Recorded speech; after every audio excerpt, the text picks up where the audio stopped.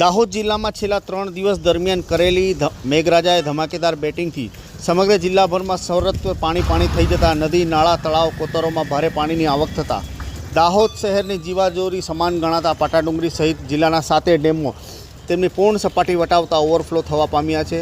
ખેડૂતો તેમજ જિલ્લાવાસીઓમાં આનંદની લાગણી છવાઈ જવા પામી છે। અત્રે ઉલ્લેખનીય છે કે ગુજરાતમાં એક સાથે 3 સિસ્ટમ એક્ટિવ હોવાથી હવામાન વિભાગે મધ્ય ગુજરાતમાં ભારે વરસાદની આગાહી કરી હતી તેમજ દાહોદ જિલ્લામાં વરસાદને લઈ રેડ એલર્ટ જાહેર કરવામાં આવ્યું હતું।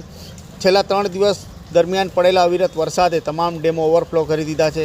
જિલ્લામાં સૌથી પહેલાં માછલનાળા ડેમ, ત્યારબાદ કાળેટુ, કબૂતરી, ઉમરિયા, વાકલેશ્વર સહિતના ડેમો ઓવરફ્લો થયા હતા। જ્યારે આજે અડધા દાહોદ શહેરને પાણી પૂરું પાડતું પાટાડુંગરી ડેમ ઓવરફ્લો થતાં ગરબાડાના ધારાસભ્ય મહેન્દ્ર ભાભોરે પાટાડુંગરીના નવા નીરના વધામણા કર્યા હતા।